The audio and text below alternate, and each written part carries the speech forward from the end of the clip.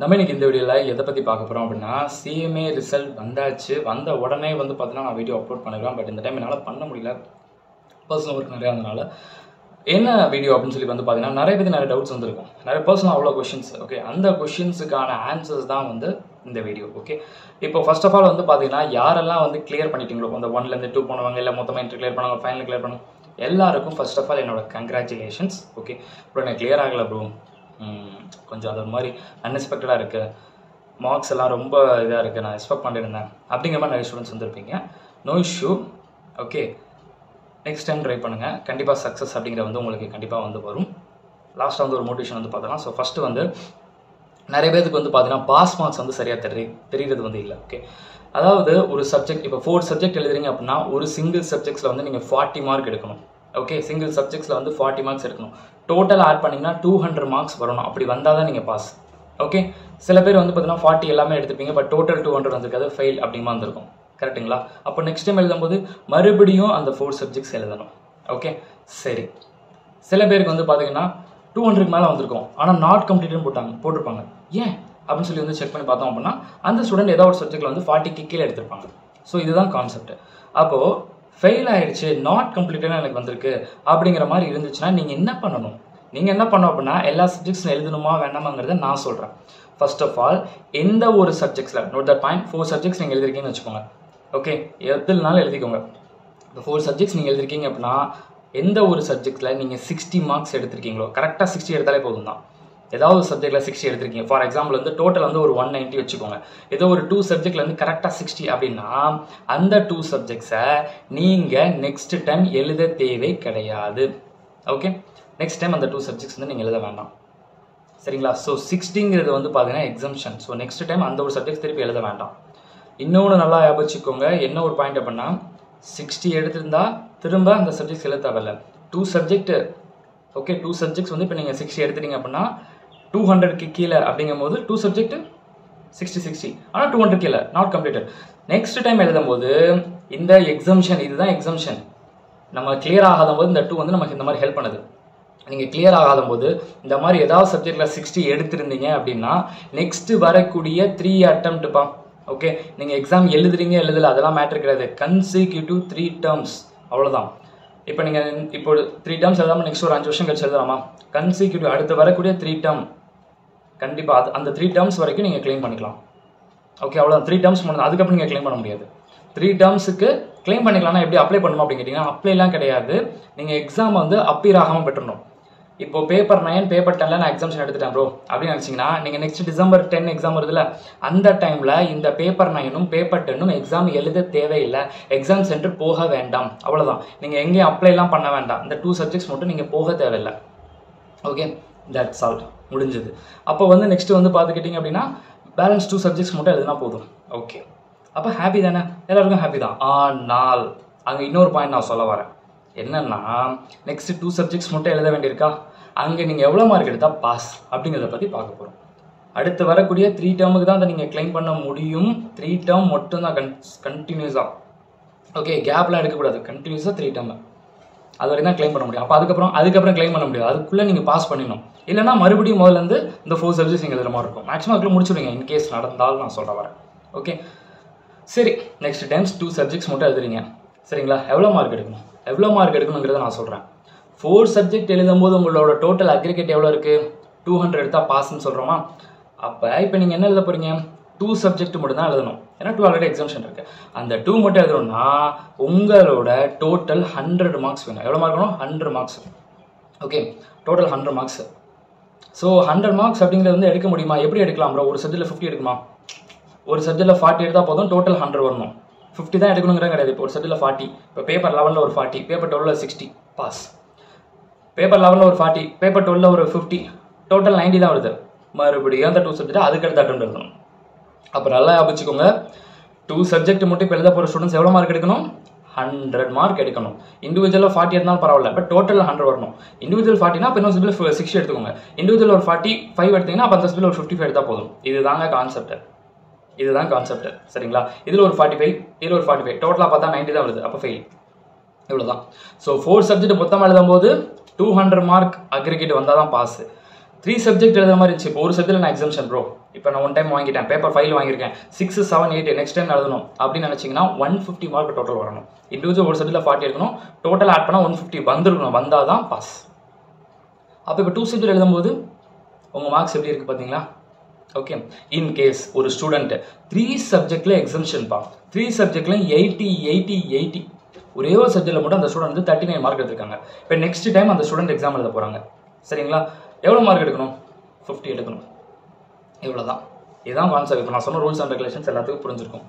அடுத்து exam application ஒன்று இருக்குது, சரிங்களா? அதில் ஸ்டூடெண்ட்ஸ் நிறைய பேருக்கு டவுட் இருக்கும். சிங்கிள் குரூப்புக்கு ஒரு ஃபீஸ் இருக்குது, போத் குரூப்புக்கு ஒரு ஃபீஸ் இருக்குது. அந்த ஃபீஸ் எல்லாம் வந்து நீங்கள் வந்து 1200 1400 சம்திங் இருக்கும். அது நீங்கள் கூகுளில் நீங்கள் அதில் பார்த்துக்கலாம், ஓகேங்களா? அதில் நீங்கள் நல்லா வச்சுக்கோ, ரொம்ப பெருசெல்லாம் டீட்டெயிலாக வேண்டாம். எக்ஸாம் அப்ளிகேஷன் போர்ட்டல் வந்து அப்ளை பண்ணுறது வந்து ரொம்ப பெரிய கஷ்டம்லாம் கிடையாது.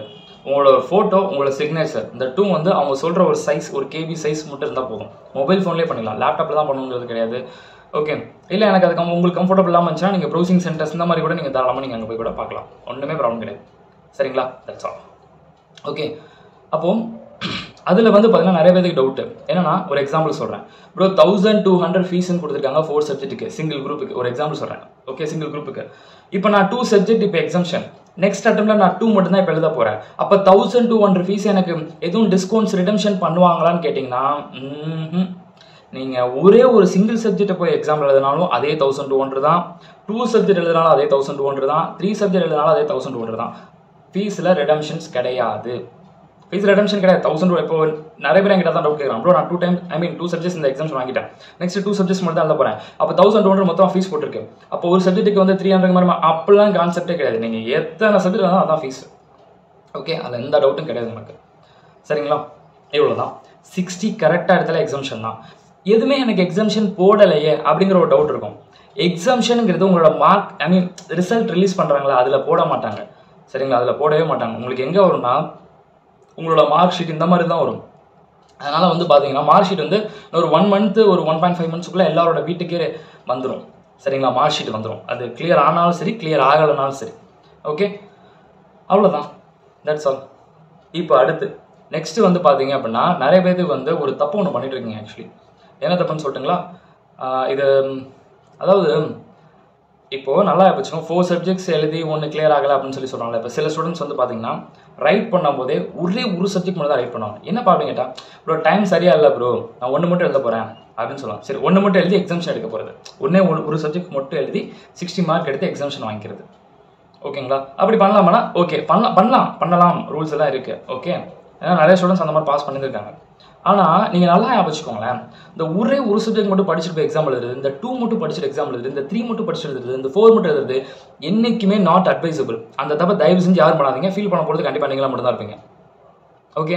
இந்த சும்மா ஏன்னா தானே ஒரு எக்ஸ்பீரியன்ஸ்க்காக நான் எழுதுனேன், அதெல்லாம் வேணாங்க. நல்லா படிங்க, பொறுமையாக படிங்க, ஓகே. ஃபெயில் ஆகுறோன்னு தெரிஞ்சோ வந்து எக்ஸாம் வந்து எழுதுறது வந்து அது வேண்டாம் நமக்கு. இப்போ நிறைய பேர் பண்ணுற தப்பு என்னன்னா, 4 சப்ஜெக்ட் இருக்குது ஒரு குரூப்புக்கு, 3 சப்ஜெக்ட் நல்லா படிச்சுட்டேன் ப்ரோ, இந்த சப்ஜெக்ட் எனக்கு பயமா இருக்கு, இந்த சப்ஜெக்ட் நான் படிக்கல, ஸோ இந்த சப்ஜெக்டை மட்டும் விட்டுட்டு இந்த 3 சப்ஜெக்ட்ஸ் மட்டும் நான் எழுத போறேன் அப்படின்னு சொல்றீங்க, ஓகே. அது நல்லதா கெட்டதா? பிக்கஸ்ட் டிஸ்அட்வான்டேஜ் மட்டும் தான் நான் சொல்றேன். ஒரு எக்ஸாம்பிள் சொல்றேன்.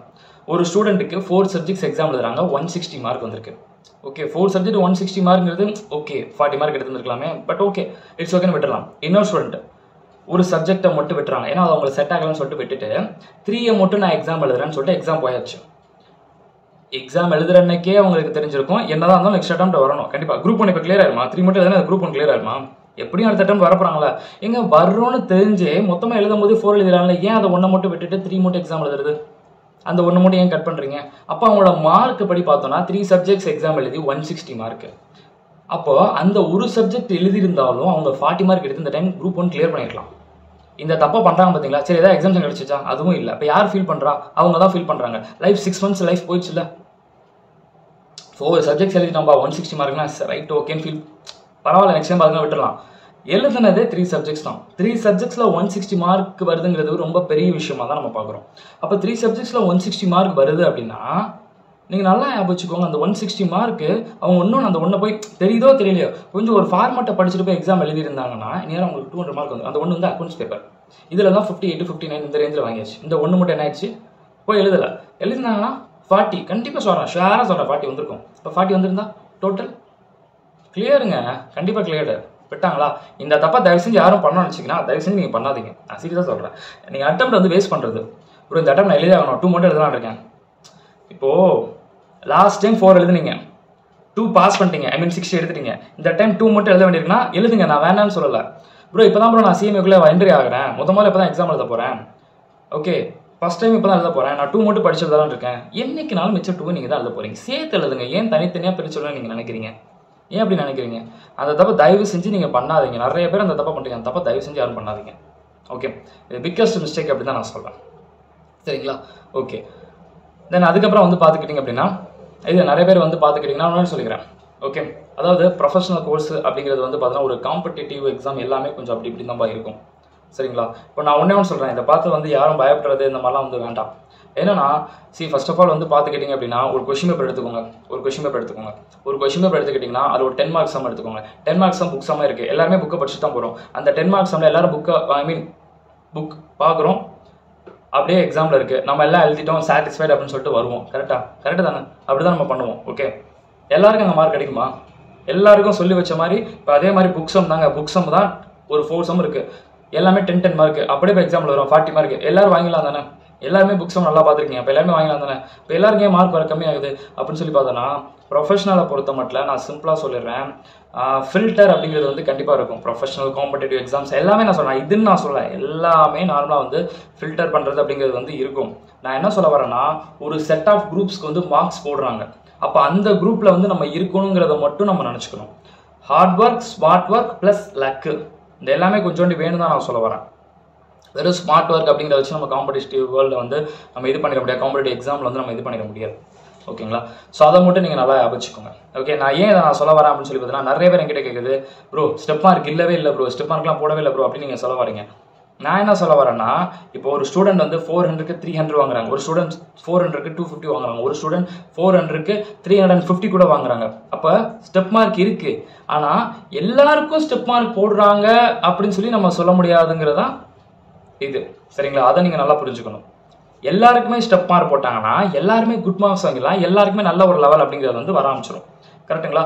அப்போது இந்த மாதிரி காம்படிட்டிவ் எக்ஸாம்ஸில் வந்து கொஞ்சம் ஃபில்டர் அப்படிங்கிறது நம்ம பண்ணி தான் ஆகணும். இப்போ நம்ம என்ன சொல்கிறோம், ஒரு ஸ்டூடெண்ட்டுக்கு 400க்கு வெறும் 100 மார்க் தான் போட்டிருக்காங்க, சிங்கிள் டிஜிட் 3 மார்க் கூட வந்திருக்கு, 4 மார்க் கூட வந்திருக்கு அப்படிங்கிறத நம்ம சொல்ல வராங்க. ஓகே, அப்போ அங்கே ஃபில்டர் அப்படிங்கிற ஒன்று நடக்குது. ஓகே, ஒரு சிலர் மேபி எழுதுனதே அந்த மாதிரி எழுந்திருக்கலாம், ஒரு சிலர் நல்லா பண்ணி அவங்களுக்கு அந்த மாதிரி மார்க்ஸ் வந்திருக்கும். ஓகேங்களா? அப்போ அப்படிங்கும்போது இங்கே அந்த ஃபில்டர் அப்படிங்கிற ஒன்று நடக்குதுங்கிறத நான் சொல்ல வரேன். ஓகே, 10 மார்க் சம் இருக்குது அப்படின்னா எல்லாருமே வந்து 10 மார்க்னு சொல்லி சூப்பராக எழுதிருக்கலாம். ஒரு சிலருக்கு 10 மார்க் ஃபுல் மார்க் போட்டிருப்பாங்க, ஒரு சிலர் கரெக்டாக இருந்தாலும் 10 மார்க் போட்டிருப்பாங்கன்னு நம்ம சொல்ல முடியாது. கரெக்டுங்களா? ஏன்னா அப்படி போட்டால் அது வந்து பார்த்தீங்கன்னா காம்படிட்டிவ் எக்ஸாம்ஸில் வந்து எல்லாருமே பாஸ் அப்படிங்கிற மாதிரி வந்து வந்துடும். அப்போ ஒரு ஃபில்டர் பண்ணி இப்போ இந்த மாதிரி பிளேசஸில் வந்து இவ்வளோ தான் அப்படிங்கிறத ஒரு பர்சன்டேஜ் செட் லிமிட் வச்சு வந்து கொடுக்குறது. ஓகே, எங்க நம்ம கூட 100 பேர் எக்ஸாம் எழுதுறாங்க, 100 பேருமே அந்த புக் சம் தான் படிக்கிறோம், அதே புக் சம்ஸ் தான் எக்ஸாம்ஸ்ல வருது, எக்ஸாம் முடிச்சோன்னா எல்லாருமே சாட்டிஸ்ஃபைட் அப்படின்னு சொல்லியிருக்கோம். அப்போ அந்த ஒரு சென்டர்ல 100 பேர் எழுதுறாங்கன்னா அந்த 100 பேர்ல 80 பேர் பாஸ் பண்ணுவாங்களா? எழுதுன வயசு பார்த்தோம்னா பாஸ் பண்ணிடலாம். இதை வந்து ஒரு +2 எக்ஸாமா பார்த்தால் கரெக்டா, 100 பேர் எழுதுறோம் அப்படின்னா அதுல வந்து +2 எக்ஸாமா பார்த்தா மார்க்ஸ் வாங்கிடலாம். ஏன்னா எழுதுனது ஓகே டக்குன்னு போட்டுடலாம். ஆனால் ஒரு காம்படிட்டிவ் அப்படிங்கும்போது ஒரு செட் ஆஃப் லிமிட் மட்டும் தான் வந்து உள்ளே போங்க, ஒரு செட் ஆஃப் லிமிட் பிளாக் அப்படிங்கிற வந்து இருக்க தான் செய்யும். அதை கொஞ்சம் புரிஞ்சுக்கோங்க. அப்போ காம்படிட்டிவ் எக்ஸாமே நான் எழுத வேண்டாம் அப்படின்னு சொல்லிட்டு நீங்கள் யாரும் பயப்படாதான் தான் நான் சொல்ல வரேன். நான் என்ன சொல்ல வரேன்னா, நமக்கானது கண்டிப்பாக கிடைக்கும். ஓகேங்களா? ஒரு சிலருக்கு வந்து எதிர்பாராத நேரத்தில் டக்குன்னு கிடைக்கும், ஒரு சிலர் எதிர்பார்த்துட்டு இருக்கும் போது கிடைக்காம போகும். அந்த மாதிரி நேரத்தில் நம்ம ஒன்று விடாமல் இருக்கணும்ப்பா. என்ன அப்படின்னு சொல்லி வந்து பார்த்தீங்கன்னா, நான் உடனே தான் சொல்கிறேன், என்னன்னா நான் இன்டர் பண்ணும்போது அந்த ஸ்டேஜில் ஓகே ஒரு டைம் வந்து எனக்கே வந்து சிங்கிள் டிஜிட்டில் மார்க்லாம் வந்து போயிருந்திருக்கு. ஐ மீன் சிங்கிள் டிஜிட் மார்க் வந்திருக்கு, தென் 40 அப்படிங்கிறது 1 மார்க்கில் கூட எனக்கு போயிருந்திருக்கு. அப்போது நான் ஃப்ராங்காக சொல்கிறேன், ஒரு இடத்துல 70 மார்க்ஸ் எக்ஸ்பெக்ட் பண்ணேன், 70, எனக்கு வந்த மார்க்கு 17. ஓகே, நான் அந்த டைமில் ஒன்றே தான் நினச்சேன், இது என்னோட மார்க் கிடையாது, நான் எஃபோர்ட் போட்டது என் வேல்யூ என்னன்னு எனக்கு தெரியும், நான் எப்படி எழுதுனுங்கிறது எனக்கு தெரியும். ஓகேங்களா? இப்போ இந்த இடத்துல வந்து பார்த்தீங்கன்னா நான் அதை பெருசாக நான் கன்சிடர் பண்ணலை. என்னாலும் சரி, ஏன் சிஎம்ஏயை நான் விட மாட்டேன், என்ன அட்டெம்ப்ட் எதுனாலும் ஆகட்டும், இதுதாங்க என்னோட ஹார்ட், இதான் என்னோட பிரீத், இதான் என்னோட லைஃப், இதான் என்னோட பேஷன் அப்படின்னு சொல்லிட்டு சிஎம்ஏங்கிறத வந்து இங்கே வச்சுருக்கோம், இங்கே இருக்கணும் நமக்கு. சரிங்களா? சும்மா போகிறோம், எக்ஸாம் எழுதுறோம், அம்மா படிக்க வச்சாங்க, அப்பா படிக்க வச்சாங்க, அவங்க சொன்னாங்க, இவங்க சொன்னாங்கமா இருக்கக்கூடாது. நமக்கு உண்மையிலே அது இங்கேருந்து வந்துச்சு அப்படின்னா என்ன கொஞ்சம் லேட் ஆகும். லேட் ஆகிறது என்றைக்குமே வந்து பார்த்தீங்கன்னா ஒரு இடத்துல வந்து உங்களுக்கு பிரைட்டாக வந்து என்றைக்குமே சக்ஸஸ்ஃபுல் அப்படிங்கிறது வந்து இருக்கும். அதை மட்டும் நீங்கள் நல்லா ஞாபகம். ஓகேங்களா? நான் எப்பயுமே நான் சொல்கிறது வந்து அதுதான். நமக்கு ஒரு இடத்துல வந்து ஒரு விஷயம் வந்து நமக்கு ஏதோ ஒன்று நமக்கு தட்டி போகுது அப்படின்னா அந்த இடத்துல வந்து நமக்கு அது நல்லது அப்படிங்கிறத மட்டும் வந்து நீங்கள் நல்லா ஞாபகம். ஓகே, ஒன்று லேட் ஆகிறது வந்து என்றைக்குமே வந்து பிரைட்டாக சூப்பராக தான் வந்து நமக்கு இருக்கும். சரிங்களா? அதாவது ரொம்ப வந்து சிம்பிளாக சொல்லணும் அப்படின்னா அவசரமாக பண்ணுறது வந்து என்றைக்குமே வந்து நமக்கு ஏதோ ஒன்று நான் முன்னாடியே நான் சொல்லியிருக்கேன். அவசரமாக பண்ணுறது சீக்கிரமாக பண்ணுறது வந்து பார்த்தீங்கன்னா இப்போ நீங்கள் வந்து ஒரு ஹரிபரியாக ஒரு ஒர்க் பண்ணுறீங்க அப்படின்னா நல்லா பார்த்தீங்கன்னா முன்னாடியே நான் சொல்லியிருக்கேன். ஒரு சுவிட்ச் போர்டு இருக்குது, அது வந்து ஜஸ்ட் சார்ஜர் வச்சுருக்கீங்க. அந்த சார்ஜர் கரெக்டாக நீங்கள் அவசரமாக ஏதோ ஒரு ஒர்க்காக போயிட்டுருக்கீங்க, டக்கு டக்கு நீங்கள் அதை போய் பண்ணுங்கள். நமக்கு எப்படி இருக்கும் தெரியுமா? இதுங்களும் நம்ம அதை சரி பண்ணுது அப்படிங்கிற மாதிரி தான் இருக்கும். கரெக்டாக ஆக்சுவலி சார்ஜர் உங்கள் கையில் தான் இருக்குது. பட் நீங்கள் ஹரிபரியாக ஒர்க் பண்ணும்போது அங்கே எப்படி இருக்குன்னா கரெக்டாக பிளக்கில் கூட வந்து உங்களுக்கு போகாது நம்ம நேரத்துக்கு. கரெக்டுங்களா? ஏன்னா நம்ம ஹரிபரியாக ஒர்க் பண்ணிட்டு இருக்கோம். ஓகே, ஸோ அதனால் வந்து பார்த்தீங்கன்னா அந்த எதுவுமே வேண்டாம். ஸ்மூத்தாக உங்கள் லைஃப் அப்படியே நீங்கள் கொண்டு போங்க. எதை பற்றி நீங்கள் திங்க் பண்ணாதீங்க. நமக்கானது நமக்கு கண்டிப்பாக நடக்கும். ஆனால் நான் ஒன்றே ஒன்று சொல்கிறேன், இது இந்த லைஃப் அப்படிங்கிறது வந்து நீங்கள் உள்ளே வந்துட்டீங்க ப்ரோ, எனக்கு 3 அட்டெம்ப்ட் ஆச்சு, 4 அட்டெம்ப்ட் ஆச்சு, 5 அட்டெம்ப்ட் ஆச்சு, ஆகட்டுங்க, 10 அட்டெம்ப்ட் ஆச்சு, 11 அட்டெம்ப்ட் ஆச்சு, என்ன ஆனாலும் சரி, இதுதான் லைஃப். என்னைக்காவது ஒரு நாள் எனக்குன்னு எழுதப்பட்டது எனக்கு தேடி வரும்னு சொல்லி ஒன்று இருக்கும் பார்த்தீங்களா? அன்னைக்கு வருங்க, அன்னைக்கு உங்களுக்கு வரும். ஆனால் இந்த சிஎம்ஏவாக இருக்கட்டும், இல்லை சிஏவாக இருக்கட்டும், இல்லை சிஎஸ்ஆக இருக்கட்டும், நீங்கள் டிஎன்பிசி எவ்வளவோ எக்ஸாம்ஸ், பொறுமை அப்படி ரொம்ப இம்பார்ட்டன்ட். சரிங்களா? பொறுமை அப்படிங்கிறது வந்து பார்த்தீங்கன்னா ரொம்ப இம்பார்ட்டண்ட்டாக வந்து பார்த்துக்கிட்டிங்கன்னா இருக்கும். ஓகே, ஸோ அந்த இடத்துல வந்து பார்த்துக்கிட்டிங்கன்னா பொறுமையாக இருக்கிறது வந்து ரொம்ப நல்லது. ஓகே, சரி, ரொம்ப ஒரு சிம்பிளாக ஒரு எக்ஸாம்பிள் சொல்கிறேன். ஒரு டூரிஸ்ட் பிளேஸ்க்கு நான் ஒரு இடத்த வந்து பார்த்தீங்கன்னா ஒரு 1 டைம் விசிட் பண்ணியிருக்கேன்னு வச்சுக்கோங்க. ஓகே, அந்த டைம் வந்து பார்த்தீங்கன்னா ஜஸ்ட் வந்து ஒரு ரோப் காரில் வந்து போகணும். க்ரௌட், அவ்வளோ க்ரௌட் இருக்குது. க்ரௌடு வந்து பார்த்தீங்கன்னா செமையாக க்ரௌட் இருக்குது. ஓகே, ஸோ அங்கே இருக்கவங்க என்ன பண்ண ஆரம்பிச்சிட்டாங்க அப்படின்னா ரோப் காரில் வந்து அவ்வளோ க்ரௌடை வந்து கொண்டு போக முடியாது அப்படின்னு சொல்லிட்டு என்ன பண்ணிட்டாங்கன்னா அவங்களோட தன்னோட கஸ்டமர்ஸ் தான் அவங்க எல்லாரும் இல்லையா, அங்கே இருக்கக்கூடிய மெயின் அந்த மேனேஜர் அப்படிங்கிறவங்க வந்து என்ன பண்ணிட்டாங்கன்னா ரோப் கார் வந்து சர்வீஸ் வந்து இது இல்லை, சர்வீஸில் இருக்குது, ஸோ நியர் 5 to 6 hours ஆயிரும், நீங்கள் போகணுன்னா போய்க்கோங்க உங்கள் விஷயம் அப்படின்னு. கிட்டத்தட்ட 75% ஆஃப் பீப்புள்ஸ் போக ஆரம்பிச்சிட்டாங்க. அப்போ 25 people மட்டும் தான் வெயிட்டில் இருக்காங்க. ஓகேங்களா? ஓகே, இது இவங்க சொன்னது. இது உண்மையா பொய்யா இல்லையான்னு சொல்லிட்டு நம்ம வெயிட் பண்ணி பார்க்கலாமே சொல்லி வெயிட் பண்ணி பார்த்தா அதுக்கப்புறம் அந்த மேனேஜர் சொல்கிறாங்க, நீங்கள் ஒரு சிலர் மட்டும் வெயிட் பண்ணுவீங்க இல்லையா, ஸோ அதுக்காக தான் நாங்கள் சொல்லியிருந்தோம், இப்போ நீங்கள் வாங்க, அவ்வளோதான். அப்போ விட்டு போனவங்களுக்கு நல்லா ஞாபகிச்சுக்கோங்க, இத்தனையோ பேர் எங்கேருந்தோ வந்திருப்பாங்க, ரொம்ப ட்ராவல் பண்ணி வந்திருப்பாங்க. சே, நம்ம நேரத்துக்கு எனக்கு இப்படி ஆயிடுச்சு அப்படின்னு சொல்லி என்ன பண்ணியிருப்பாங்க, பொறுமையாக இல்லாமல் 6 hours ஆமா, சரி போ வீட்டு வா அப்படின்னு கிளம்பிட்டாங்க. அப்போ என்னாச்சு, இப்போ கிளம்பினோடனே அந்த 75% ஆஃப் பீப்புள்ஸ்க்கு அங்கே அந்த டூரிஸ்ட் அந்த பிளேஸை வந்து விசிட் பண்ணுறது, ரோப் கார் வயலாக போகிறது கிடைக்கல. ஏன்னா அவங்க பொறுமையாக இல்லை. ஓகே, சில இடத்துல வந்து பார்த்தீங்கன்னா பொறுமையாக இருக்கிறது வந்து ரொம்ப ரொம்ப நல்லது. ஆனால் நான் ஒன்றே ஒன்று தான் சொல்கிறேன், இப்போவும் நான் தான் சொல்கிறேன். ஓகே, இந்த மார்க் நீங்கள் எதிர்பார்த்த மார்க் வந்து கிடையாது கிடையாது கிடையாது. அதாவது கிளியர் ஆகாத ஸ்டூடெண்ட்ஸுக்கு நான் சொல்ல வரேன். நம்ம கண்டிப்பாப்பா எல்லாருமே வந்து சூப்பராக தான் பண்ணுறாங்க, யாரும் ஸ்மாராலாம் பண்ண மாட்டாங்க. +2ல் எவ்வளோ மார்க் எல்லாரும் வந்து எடுத்திருக்கோம். ஓகே, பட் இது ப்ரொஃபஷனல். சரி, அந்த மாதிரி கொடுக்க முடியுமா? சும்மா சொல்லலாம். நமக்கு எக்ஸாமில் பாஸ் பண்ணுறது இம்பார்ட்டண்ட்டா இல்லை நாளைக்கு ஃபியூச்சரில் வேலை கிடைக்குமான்னு சொல்லி கேட்டிங்கன்னா நான் சொல்கிறது வேலை கிடைக்கும் தான் நான் சொல்லுவேன். ஏன் நான் சொல்கிறேன் அப்படின்னா, பாஸ் பர்சன்ட் ஒரு 50%, 8,000 ஸ்டூடெண்ட்ஸ் இருந்தாப்பா, 4,000 ஸ்டூடெண்ட்ஸ் பாஸ். சரி, ஓகே, ஒன்றும் இல்லை, நாளைக்கு எந்த கம்பெனி வேலை கிடைக்க மாட்டாங்க. நீ இந்த பேட்ச் தானே, இந்த பேட்ச் அதிகமாக பாஸ் பண்ணிச்சு நான் எடுக்க மாட்டேன்னு சொல்லுவோம். எல்லாருக்கும் எப்படி நாங்கள் வேலை, அந்த மூவிஸில் பார்ப்போம்ல, ஒரு நாளைக்கு இத்தனை பேர் வெளியே வராங்க, எப்படி எல்லாத்துக்கும் நான் வேலை கொடுக்க முடியும்? அவ்வளோதான். அப்போ நமக்கு வந்து ஒரு பெர்மனன்ட் ஜாப் வேணுமா இல்லை இப்போதைக்கு பாஸ் பண்ணுறது வேணுமா? ஓகே, நான் என்ன சொல்ல வரேன்னா, பாஸ் பண்ணுறதை பொறுத்த மட்டும் வந்து நிறைய பேர் கேட்க தாங்க செய்வாங்க. ஓகே, நிறைய பேர் கேட்க தான் செய்வாங்க, என்னடா கிளியர் ஆகலையா அப்படின்னு கேட்க தான் செய்வாங்க. ஒன்றும் பிரச்சனை இல்லை, நீங்கள் ஒன்றே ஒன்று சொல்லுங்கள், குட் திங்ஸ் டேக் டைம், அவ்வளோதான். அதுக்கான டைம் நான் வரலப்பா அப்படின்னு மட்டும் வந்து நீங்கள் சொல்லிடுங்க. ஓகேங்களா? நீங்கள் பாஸ் பண்ணதுக்கப்புறம் நான் சொல்கிறேன், அதோட வழி இருக்குது பார்த்தீங்களா, அன்னைக்கு கிடைக்கும் போது வந்து வேறு லெவலில் இருக்கும். உங்களுக்கு நாலேஜ் இல்லை, உங்களுக்கு நேரம் சரியில்லை, உங்களுக்கு பேட் லேக்காக இருக்குது, இதெல்லாம் கொஞ்சம் தள்ளி வைங்க. அதுக்கான ப்ராப்பர் டைம் வரல அப்படிங்கிறத மட்டும் நல்லா இருந்துச்சோம். சிம்பிளாக நான் ஒன்று சொல்லட்டா, இந்த எக்ஸாம் அந்த எக்ஸாம்லாம் சொல்ல, நீங்கள் எந்த எக்ஸாம்னாலும் உலகத்தில் இருக்க எந்த எக்ஸாம்னாலும் சரி எழுதுங்க. இந்த இது நான் அதெல்லாம் சொல்ல, எதுனாலும் எனி எக்ஸாம், உலகத்தில் இருக்க எந்த எக்ஸாம்னாலும் நீங்கள் எழுதுங்க. ஓகே, பக்கத்தில் புக்கே கூட வச்சுக்கோங்க, பார்த்தே கூட எழுதுங்க. அந்த டைமில் அந்த ஒரு போஸ்டிங்க்கு நீங்கள் செலக்ட் ஆகணுங்கிற ஒரு டைம் இருந்தால் மட்டும்தான் ஆகும். ஈவன் நீங்கள் பார்த்தே எழுதினாலும் சரி, கொஷின் பேப்பர் அப்படியே வந்து சஜஷன்ஸ் என்ன இருக்கோ அதை அப்படியே நீங்கள் எழுதினா கூட சரி, அந்த டைம் உங்களுக்கானது இல்லை அப்படின்னா டெஃபினட்டாக வந்து சொல்கிறேன் 100-200% சொல்கிறேன், டெஃபினட்டாக நடக்க சான்ஸே கிடையாது. சீரியஸாக நான் சொல்ல முடியும், சான்ஸே கிடையாது. எதிர்பார்க்காதீங்க. ஓகே, வாய்ப்பே இல்லை ரஜான்னு சொல்லிடலாம். அந்த டைம் அப்படிங்கிறது இது உனக்கான டைம், இந்த டைம் தான் அப்படின்னு நம்ம சொல்லணும்னு வச்சுக்கோங்களேன். அவ்வளோதான். சிம்பிளாக ஒன்று நல்லா வச்சுக்கோங்க. ஓகே, என்ன அப்படின்னு சொல்லி வந்து பார்த்தீங்க அப்படின்னா, இப்போ ஒரு பர்த்டே அப்படின்னு எல்லாத்துக்கும் வருது. இந்த மந்த் அப்படிங்கிறது நீங்கள் பிறந்துருவீங்க அப்படிங்கிறது நீங்கள் பிறந்துருங்கிறது உங்கள் அம்மா பாட்ட சொல்லிட்டாங்க. அது ஏன் பர்டிகுலர் அந்த ஒரு டேயில் வரணும்? அன்னைக்கு டேட்டில் நீங்கள் இருக்கணும்னு இருந்திருக்கு. கரெக்டுங்களா?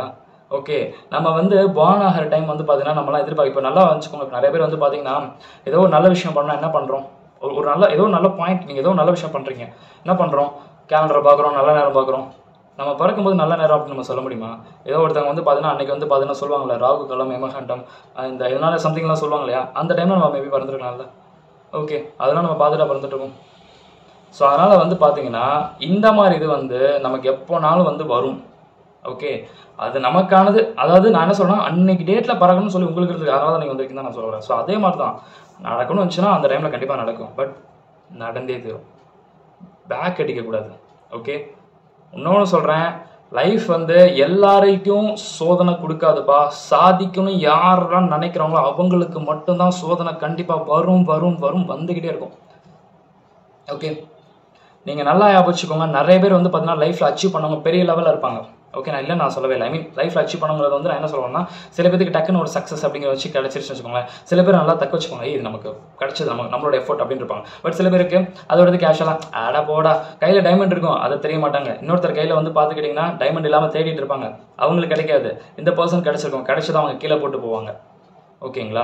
ஸோ உங்களுக்கு லேட்டாக கிடைச்சாலும் உங்களுக்கு வந்து பார்த்தீங்கன்னா பெஸ்ட்டாக கிடைக்கும். என்றைக்குமே சரி, லைஃப்பில் எல்லாருக்கும் வந்து லேட்டாக கிடைக்கிறது ஒன்று வந்து பெஸ்ட்டாக மட்டும்தான் கிடைக்கும். ஆனால் ஒன்றே ஒன்று, பொறுமையை மட்டும் தயவு செஞ்சு விட்டுறாதீங்க. எவன் என்னன்னாலும் சொல்லிட்டு போட்டுங்க, கூட இருக்கான் அவன் பாசாரன் எவனாலும் ஆகிட்டு போட்டோம். ஆனால் ஒன்றே ஒன்று சொல்கிறேன், அந்த ஒரு நாள் நீங்கள் சக்ஸஸ் ஆகும்போது அவங்கள விட மிகப்பெரிய இடத்துல கண்டிப்பாக இருப்பீங்க அப்படிங்கிறத மட்டும் நான் சொல்கிறேன். அது யாரானாலும், உங்கள் வீட்டு ஆப்போசிட்டில் இருக்கக்கூடிய பையனாக இருக்கட்டும், ஒரு பொண்ணாக இருக்கட்டும், உங்களை சுற்றி இருக்கவங்க யாரானாலும் இருக்கட்டும். ஆனால் அந்த பொறுமையாக வந்து எவ்வளோ அட்டெம்ப்ட் ஆனாலும் சரி, இதை நான் முடிச்சே தருவேன்டா, இதுதான் லாஸ்ட்டு அப்படிங்கிற மாதிரி இல்லாமல் இது பண்ணிக்கோங்க. இல்லை இப்போ இதுதான் லாஸ்ட் டைம், இனிமேல் வந்து எனக்கு என்ன நடந்தாலும் சரி பேக் அடிச்சிடும் அப்படின்னா ஓகே. பட் பேக் அடிக்கிறதா இருந்தால் சீக்கிரமாகவே அடிச்சிருங்க. இதுதான் லைஃப் அப்படிங்கிறத வந்து நம்ம இது பண்ணிக்கோங்க. அவ்வளோதான், அது மட்டும் தான் நான் வந்து சொல்கிறேன். ஓகே, ரீவெரிஃபிகேஷன் போடலாமா வேண்டாமான்னு சொல்லி நிறைய பேர் கேட்டிங்க. பேப்பர் வாங்கி பார்க்கலாமா ப்ரோ, எனக்குலாம் மார்க்கில் டவுட்டாக இருக்குன்னு கேட்டிங்க. நான் சிம்பிளாக சொல்கிறேன், பேப்பர் வாங்கி பார்க்குறது சொல்ல வரேன். டிசம்பரில் எக்ஸாம் இருக்கா, பேப்பர் நீங்கள் இப்போ அப்ளை பண்ணலாம், உங்களுக்கு பேப்பர்ஸ் வரும். எப்போ வரும்னா நவம்பர் எண்டில் வரும். Any use? No use. Bro இந்த காலேஜில் ஸ்கூலில் வந்து நமக்கு மார்க் கம்மியாக போட்டாங்களே, ஏன் இப்படி போட்டுருங்க அப்படின்னு சொல்லி பேப்பர் வச்சு கேட்க முடியுமா? அதெல்லாம் கேட்க முடியாது. நீங்கள் சும்மா பார்த்துக்கலாம். ஓகே, நீங்கள் பார்க்கும்போது இது நமக்கான மார்க் இல்லைன்னு சொல்லி அந்த வேலேஷன் பண்ணும்போது உங்களுக்கு அது கஷ்டமாக இருக்கும்ல. அப்போ அந்த பேப்பர் வாங்கி பார்க்கணும்னு நினைக்கிறீங்களா? வாங்கி பார்க்கணும் நீங்கள் பாருங்கள். பட் நான் தான் சொல்கிறேன்னா அது இட்ஸ் நாட் அட்வைசபிள் அப்படின்னு தான் நான் சொல்ல வரேன். நோ யூஸ் தான் நான் சொல்லுவேன். டிசம்பர் 10 எக்ஸாம் எழுத போகிறீங்க. ஓகே, நிறைய பேர் டிசம்பர் 10 எக்ஸாம் எழுத போகிறீங்க. ஓகே, அப்போ உங்களுக்கு பேப்பர் நவம்பர் லாஸ்ட்டில் வருது. என்ன use? Any use? No use. அதான் சொல்கிறேன், நோ யூஸ்ங்க. எந்த ஒரு யூஸுமே உங்களுக்கு கிடையாது. பேப்பர் எதுக்காக வாங்கி பார்க்குறீங்க? என்ன தப்பு பண்ணியிருப்பாங்க? அந்த தப்பு பண்ணுறது அதுதான் நீங்கள் எக்ஸாம் எழுதுறீங்களே, அப்புறம் இருக்கு விட்டுருங்க. That's all. ஓகே, அதே மாதிரி வந்து பார்த்துக்கிட்டிங்கன்னா நெக்ஸ்ட்டு ரீவெரிஃபிகேஷன்ங்கிறது ரீடோட்டலிங். இப்போது நிறைய பேர் வந்து பார்த்தீங்கன்னா எனக்கு இந்த ஒரு சப்ஜெக்ட்டில் மட்டும் 40 போட்டிருக்காங்க, நான் 75 எக்ஸ்பெக்ட் பண்ணேன், நான் ரீவெரிஃபிகேஷன் போடலாம். ரீவெரிஃபிகேஷன் கிடையாது, இட்ஸ் ரீடோட்டலிங். உங்கள் பேப்பர் வாங்கி பார்ப்பாங்கப்பா, பேப்பர் வாங்கி ஜஸ்ட் ஏதாவது டோட்டல் மிஸ்டேக் இருக்காதான் பார்ப்பாங்க. நல்லா ஞாபகம், இந்த மாதிரி காம்படிட்டிவ் எக்ஸாமில் திருப்பி பேப்பர் வாங்கி வேல்யூஷன் பண்ணி அந்த இடத்துல அவங்க மார்க் போட்டாங்கன்னா அந்த மேனேஜ்மெண்ட்டுக்கு அது எப்படி இருக்கும்? எல்லாருக்கும் ஒரு 100 பேருக்கு மறுபடியும் அந்த மாதிரி மார்க் போட்டு விட்டாங்கன்னா தயவு செஞ்சு புரிஞ்சுக்கோங்க. நிறைய பேர் வந்து இந்த தப்பை வந்து பண்ணிட்டு ரீவெரிஷன் சொல்லி போடுறீங்க. நீங்கள் ரீவெரிஷன் போடுங்க, தப்புன்னு நான் சொல்ல. பட் தயவு செஞ்சு சொல்கிறேன், 99% எக்ஸ்பெக்ட் பண்ணாதீங்க. மார்க் சிங்கிள் பர்சன்ட் மட்டும் தான் சான்ஸ் இருக்குது. இதுக்கு முன்னாடி போட்டிருக்காங்க எப்படின்னா ஒரு 5000 ஸ்டூடெண்ட்ஸ் ரீவெரிஷன் அப்ளை பண்ணாங்கன்னா மேபி ஒரு 10 பேருக்கு போடுவாங்கன்னு வச்சுக்கோங்க. எனக்கு தெரிஞ்ச வரைக்கும் நான் சொல்கிறேன். பட் மெஜாரிட்டி லாஸ்ட் டைம் ஒரு ஸ்டூடெண்ட்டுக்கு 10 மார்க் போட்டாங்க, ஒரு ஸ்டூடெண்ட்டுக்கு 10 மார்க் போட்டாங்க. எனக்கு தெரிஞ்சு வேறு யாருக்கும் போடலை, ஒரு ஸ்டூடெண்ட்டுக்கு போட்டாங்க. ஓகே, ஸோ அவ்வளோதான். அதனால் நீங்கள் பார்த்துக்கோங்க, வேஸ்ட் பண்ணாதீங்க மணி அப்படிங்கிறது தான் என்னோட இது. ப்ரோ இல்லை ப்ரோ நான் கான்ஃபிடண்டாக இருக்கேன் போட்டுக்கேன், சரி போட்டுட்டு தயவு செஞ்சு படிக்க ஆரம்பிச்சிருங்க. அந்த மார்க் வரும் மட்டும் எதிர்பார்க்காதீங்க, அவ்வளோதான். ரீடோட்டல் என்றைக்குமே வந்து நாட் அட்வைசபிள் பா. நீங்கள் சொல்கிறீங்கல்ல ப்ரோ நான் 60 மார்க் எக்ஸ்பெக்ட் பண்ண வெறும் 10 மார்க் போட்டிருக்காங்க, இந்த 10 மார்க் எத்தனை பேர் போட்டிருக்காங்க? உங்கள் பேக்ரவுண்டில் நிறைய பேர் பாருங்கள், எல்லாரும் போட்டிருக்காங்க. சரி அப்போ எல்லாருமே ரீடோட்டலும் போடுறீங்க, எல்லாருக்கும் மார்க் போடுவாங்களா? Question mark. ஒரு 200 பேருக்கு அதே 10 மார்க் இருக்குது. அப்போ 200 பேர் அங்கே அவங்க ரீவரிஷன் பாஸ் பண்ணுவாங்களா? ரிசல்ட் வந்து ஒரு 1 மந்த் கழிச்சு இது நடக்குமா? இல்லைங்க. தயவு செஞ்சு புரிஞ்சுக்கோங்க. உங்களுக்கு வந்து டோட்டலில் வந்து ஒரு 5 மார்க் 6 மார்க் போகுது, கான்ஃபிடண்ட்டாக இருக்கீங்கன்னா போடணும்னா போடுங்க. பட் அதையும் எதிர்பார்க்காங்கன்னு தான் நான் சொல்கிறேன். அதையும் மீறி ப்ரோ இல்லை ப்ரோ என்னோட சாட்டிஸ்ஃபேக்ஷன் நான் போடுறேன் ப்ரோனா உங்கள் விஷ். ஓகே, உங்கள் விஷ் நீங்கள் போட்டுக்கோங்க. பட் இது வரைக்கும் எனக்கு 1 மார்க் நான் அதுக்காக நான் வெயிட் பண்ணேன். எனக்கு அந்த இடத்துல போடலை. ஓகேங்களா? அதே மாதிரி நிறைய பேருக்கு போட்டேன். எனக்குலாம் சொல்லலாம் நிறையா பேர் வந்து போட்டுட்டு தான் இருக்காங்க எவ்ரி டைம்ஸ். அதுக்கப்புறம் நீங்கள் பார்த்துக்கோங்க. நான் சொன்னதை புரிஞ்சுருக்கும்னு நினைக்கிறேன் எல்லாருக்கும். அவ்வளோதான். அதுக்கப்புறம் சிங்கிள் குரூப் பண்ணலாமா போத் குரூப் பண்ணலாமா? நான் சிம்பிளாக ஒன்று சொல்கிறேன். சிங்கிள் குரூப் இப்போ தான் ப்ரோ ஆல்ரெடி எழுதிட்டேன், எல்லாமே இண்டிவிஜுவலாக பாஸு அப்படின்னா உங்கள் கெப்பாசிட்டி பாருங்கள். சிங்கிள் குரூப் மறுபடியும் எழுதுறதா இருந்தால் எழுதுங்க. ப்ரோ இல்லை ப்ரோ டைம் ரொம்ப ஷார்ட்டாக இருக்குன்னா அப்போ அதே குரூப் 1 மட்டும் எழுதுங்க. ப்ரோ நான் குரூப் 1 மட்டும் இது வரைக்கும் எழுதிக்கிட்டே இருக்கேன். 2 டைம் எழுதினேன், 3 டைம் எழுதினேன், 4 டைம் எழுதினேன், எனக்கு கிளிக்கே ஆக மாட்டேங்குது ப்ரோ அப்படின்னு இருக்கிற ஸ்டூடெண்ட்ஸு நான் ஒன்றே ஒன்று சொல்கிறேன், அதை வேணால் ஃபாலோ பண்ணுங்கள். குரூப் 1 அப்படியே தள்ளி வச்சுட்டு குரூப் 2 புதுசாக படிச்சு குரூப் 2 சேர்ப்போங்க. ஏன்னா ஒரு ஃபெயிலியரை பார்த்து நாட் கம்ப்ளீட் பார்த்து நம்ம மைண்டு கொஞ்சம் இதாக இருக்கும். இந்த மாதிரி ஆப்போசிட்டில் நீங்கள் அப்படி பண்ணலாம். அப்படி வேணால் ட்ரை பண்ணி பாருங்கள். என்னோட அட்வைசபிள் வந்து அதுதான், என்னோட அட்வைஸ் தான். ஸோ அந்த மாதிரி குரூப் 1 2 டைம்ஸ் இல்லை, நம்ம 3 டைம்ஸ் நம்ம கிடைக்க மாட்டேங்கிறோம் அப்படின்னா குரூப் 2 சேர்ப்போம். ஏன் சொல்லணும்னா 99% ஸ்டூடெண்ட்ஸ் வந்து அந்த மாதிரி ட்ரை பண்ணி பார்ப்பாங்க, டக்குன்னு கிடைச்சிரும். அப்போ என்ன ஒன்று அந்த சக்ஸஸ் கிடச்சா அது இது நடந்துடும். இந்த சக்ஸஸ் வந்து இந்த சக்ஸஸ் நடந்துடும். ஸோ உங்களுக்கு ரொம்ப நல்லாயிருக்கும் ஆக்சுவலி வந்து பார்த்தீங்கன்னா. அது அப்புறம் நான் குரூப் 1 மட்டும் தான் எழுதினேன், இண்டிவிஜுவலாக எல்லாமே பாஸ் ஆகிட்டேன். இப்போது நான் மறுபடியும் குரூப் 2வையும் பேலன்ஸ் படிச்சு நான் போத் குரூப் எழுதலாம் அப்படின்னா அது உங்கள் விஷயம். நான் என்ன சொல்ல வரேன்னா, இப்போ தான் ப்ரோ குரூப் 1 எழுதினேன், சிங்கிள் குரூப் மட்டும் தான் எழுதியிருக்கேன், நான் இப்போ போத் எழுதலாம் நினைக்கிறேன்னா தாராளமாக எழுதுங்க.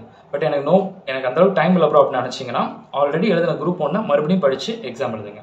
ஓகேங்களா? இதெல்லாம் உங்கள் விஷயம். ஏன்னா போத் குரூப்பு சிங்கிள் குரூப்லாம் நம்ம எழுதலாம், தாராளமாக எழுதலாம். ஓகேங்களா? ஆல்ரெடி ஒரு குரூப் எழுதிட்டீங்க, இப்போ இன்னொரு குரூப் சேர்த்து படிச்சு எழுத போகிறீங்க, அது பெரிய மேட்டர் கிடையாது. எழுதலாம் தாராளமாக, டைம் நம்ம கரெக்டாக இருக்கும். ஆனால் இப்போ படிக்க ஆரம்பிச்சா செப்டம்பர் மிட்டில் அக்டோபரில் படிக்க ஆரம்பிச்சாலும் அந்த ரிஸ்க் எடுக்கக்கூடாது. சரிங்களா? இன்னொன்று சொல்கிறேன், எக்ஸாம் அப்ளிகேஷன் போர்ட்டல் ஓப்பன் ஆயிடுச்சு நமக்கு. Okay, exam application portal open ஆயிடுச்சு. ஸோ அந்த எக்ஸாம் அப்ளிகேஷன் போர்ட்டல் ஓப்பன் ஆயிடுச்சு அப்படின்னு சொல்லி வந்து பார்த்தீங்க அப்படின்னா உங்களுக்கு வந்து அக்டோபர் 10 வரைக்கும் உங்களுக்கு லாஸ்ட் டேட் நினைக்கிறேன். ஐ திங்க் அக்டோபர் 10 வரைக்கும் எல்லாரும் இப்போ போய் அப்ளை பண்ணிடுவாங்க. கடைசியாக லாஸ்ட் மினிட்ல பார்த்தீங்கன்னா என்னது இப்போ போத் குரூப் அப்ளை பண்ணிடுவாங்க. லாஸ்ட் மினிட்ல வந்து அவங்க சரியாக படிச்சிருக்க மாட்டாங்க. ப்ரோ ரீஃபண்ட் பண்ணிக்கலாமா அப்படின்னு கேட்பாங்க. தயவு செஞ்சு ரீஃபண்ட் வாங்க முடியாதுப்பா, எக்ஸ்பெக்ட் பண்ணிக்காதீங்க. நான் ஒன்றே சொல்கிறேன், செப்டம்பர் 20க்கு மேலே அப்ளை பண்ணுங்கள். செப்டம்பர் 20லேருந்து செப்டம்பர் 30க்குள்ளே அப்ளை பண்ணுங்கள். அது வரைக்கும் போர்ட்டல் ஓப்பனில் தான் இருக்கும். இப்போயே போய் உள்ளே அப்ளை பண்ணணும்னு சொல்லி தயவு செஞ்சு யாரும் பண்ணாதீங்க. பண்ணலாம் பண்ணுங்க, ஒன்றும் பிரச்சனை இல்லை. ஓகே, பட் அப்படி பண்ணிவிட்டு எக்ஸாம் கரெக்டாக எழுதிடணும். இன்கேஸ் ரீஃபண்ட் அப்படிங்கிறத எதிர்பார்க்கக்கூடாது. சரிங்களா? ஏன்னா ஃபியூச்சர் எப்படி நடக்கும் நம்ம சொல்ல முடியாது. அவசரப்பட்டு பண்ணாமல் பொறுமையாக பண்ணுங்க. நிறைய பேர் அதான் போத் குரூப் எழுதுறேன்னு சொல்லி போயிடுவாங்க. லாஸ்ட் மினிட்ல அப்புறம் நான் சரியாக படிக்க மாட்டேன். அப்போ நீங்கள் தான் பொறுமையாக வெயிட் பண்ணி பார்க்கணும். அப்போ அக்டோபர் 10 வரைக்கும் டைம் இருக்குது. அப்போ அந்த டைமில் நீங்கள் சிச்சுவேஷன் பாருங்கள், நம்ம படித்தது கரெக்டாக இருக்குமா? ஏன்னா இப்போ லெவல் பார்த்து தெரியும் உங்களுக்கு, இதே லெவலில் நம்ம படிச்சோம்னா நம்மளால் பாஸ் பண்ண முடியுமா? அந்த டைம் கரெக்டான டைம் இருக்கா உங்களுக்கு தான் தெரியும். ஏன்னா இப்போ வரைக்கும் இருக்கும்போது நீங்கள் இன்னும் குரூப் 2 எடுக்கல. அப்போ இன்னொரு 1 மந்த் படிச்சு பாருங்கள், குரூப் 2 டச் பண்ணுற மாதிரி லெவல் இருக்கா? இல்லை ப்ரோ இன்னும் டச்சே பண்ணல, அப்போ பேசாமல் குரூப் 1 மட்டும் மறுபடியும் எழுதுங்க. இந்த மாதிரி நீங்கள் பண்ணுங்க. அவசரப்பட்டு இப்போ அப்ளை பண்ண சொல்லி அப்ளை பண்ணி அதுவும் படிக்கலாம்னு சொல்லிட்டு அமௌண்ட் வேஸ்ட் பண்ணாதீங்க. அதான் நான் சொல்கிறேன், அமௌண்ட்டுங்கிறது நம்ம வந்து அந்த அமௌண்ட்டுக்கு நம்ம அவ்வளோவா கஷ்டப்படுறோம் எல்லாருமே. தயவு செஞ்சு அதை வேஸ்ட் பண்ணாதீங்க. ஓகேங்களா? அதை மட்டும் நீங்கள் எல்லாம் வச்சுக்கோங்க. ஓகே, ஸோ ரீவெரிஃபிகேஷனுக்கு ஐ திங்க் 250 rupees நினைக்கிறேன். Total not reverification, total mistake check பண்ணுறது. ஓகே, சரி டோட்டல் மிஸ்டேக் நான் செக் பண்ணிட்டேன், எப்போ ரிசல்ட் வரும் அந்த ரீவெரிஃபிகேஷன் செக் பண்ணி அது 1.5 மாதம் ஆயிருங்க. 1.5 2 months கூட ஆகும். அதெல்லாம் சொல்ல வெயிட் பண்ணாதீங்கன்னு சொல்லிட்டேன். 2 months அக்டோபர் 2 ஆகிடும். ஸோ வெயிட் பண்ணாதீங்க அப்படின்னு நான் சொல்லிட்டேன். இன்னொன்று ப்ரோ, நான் இப்போ சிஎம்ஏ போத் குரூப் எழுத போகிறேன், இல்லை ஆல்ரெடி ஒரு குரூப் பாஸ் ஆகிட்டு இப்போ குரூப் 2 மட்டும் எழுத போகிறேங்கிறவங்க ஸ்டூடெண்ட்ஸ் எல்லாருக்கும் ஒன்றே ஒன்று சொல்கிறேன், SAP skill training. Okay, SAP exam எப்போ வரும் கேட்டிங்க. SAPங்கிறது ஒரு ஸ்கில் ட்ரைனிங். அந்த ஸ்கில் ட்ரைனிங் மெயில் வரும் உங்களுக்கு, பொறுமையாக வெயிட் பண்ணுங்கள். இப்போ இந்த 3 monthsக்குள்ளே வரலையா பயப்படாதீங்க. தயவு செஞ்சு நான் அந்த ஒன்றே மட்டும் சொல்லிக்கிறேன், எக்ஸாம் அப்ளிகேஷன் போர்ட்டலுக்கும் உங்கள் ட்ரைனிங்க்கும் சம்மந்தம் கிடையாது. எக்ஸாம் அப்ளிகேஷன் போர்ட்டல் அப்ளை பண்ணுற ஸ்டூடெண்ட்ஸ் போத் குரூப் நீங்கள் எழுதுறீங்களா, அப்ளை பண்ணுறதை பண்ணுங்க, எந்த பிரச்சனையும் இல்லை. தாராளமாக தைரியமாக நீங்கள் அப்ளை பண்ணிடுங்க. எக்ஸாம் அப்ளிகேஷன் யாரெல்லாம் அப்ளை பண்ண நினைக்கிறீங்களோ அப்ளை பண்ணுறதை பண்ணுங்க. ப்ரோ நான் SAP முடிக்கவே இல்லை, SAPவும் இதுவும் அது சம்மந்தம் கிடையாது, நீங்கள் அப்ளை பண்ணிடுங்க.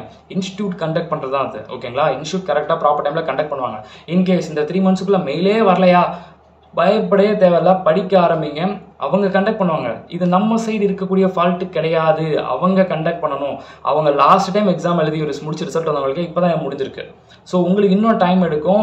ஸோ பொறுமையாக வெயிட் பண்ணுங்கள். வந்தாலும் அக்செப்ட் பண்ணிக்கோங்க, வரலைனாலும் அக்செப்ட் பண்ணிக்கோங்க. சம்டைம்ஸ் வரலையா ஒன்றும் பிரச்சனை இல்லை, டிசம்பர் எக்ஸாம் முடிச்சதுக்கப்புறம் கூட அவங்க மெயில் சென்ட் பண்ணுவாங்க. அதனால் தயவு செஞ்சு யாரும் skill training intermediate students skill training சாப் ட்ரைனிங்க்கு மெயிலுக்காக வெயிட் பண்ண வேண்டாம். வந்தால் எடுத்துக்கோங்க, வரலன்னா ப்ரோ எனக்கு வரல ப்ரோ அப்படின்னு சொல்லிட்டு பயப்பட வேண்டாம். எக்ஸாம் அப்ளிகேஷன் போர்ட்டல் அப்ளை பண்ண ஆரம்பிச்சிடலாம். ஓகே, நீங்கள் அதுக்கும் இதுக்கும் சம்மந்தம் கிடையாது. நான் முன்னாடியே சொல்லிட்டேன், இந்த 3 months நடக்கலாம், நடக்காமலும் போகலாம். அப்படி நடக்காமல் போச்சுன்னா டிசம்பர் 2 கூட நடக்கலாம். அதனால தான் சொல்கிறேன், யாரும் வெயிட் பண்ணி உங்களோட வேல்யூபிள் டைமை வேஸ்ட் பண்ணாதீங்க, படிக்க ஆரம்பிச்சிருங்க. ஏன்னா அது ஆஃப்டர் ஆல் ஒரு ட்ரைனிங், இதுதான் நமக்கு மெயின். சரிங்களா? That's all. ½ an hour வந்து பார்த்திங்கன்னா இந்த ஒரு வீடியோவில் சிங்கிள் வீடியோவில் எல்லாமே நான் சொல்ல நினச்சேன், நான் சொல்லிட்டேன். ஓகே, எல்லாருக்கும் புரிஞ்சிருக்கும், கொஞ்சம் மைண்ட் ரிலாக்ஸாக இருக்கும்னு நினைக்கிறேன். பொறுமையாக வீடியோ பார்த்த எல்லாருக்கும் ஃபர்ஸ்ட் ஆஃப் ஆல் தேங்க்ஸ். உங்களுக்கு இது எல்லாமே யூஸ்ஃபுல்லாக இருக்கும்னு நினைக்கிறேன். ஏன்னா தனித்தனியாக வீடியோ போட்டால் சில விஷயங்கள் நிறைய பேருக்கு தெரியறதில்லை. ஸோ எல்லாமே தெரியணுங்கிறக்காக தான் ஒரே வீடியோவாக சிங்கிள் டேக்காக வந்து நான் எடுத்துட்டேன். Okay, wish you all the very best.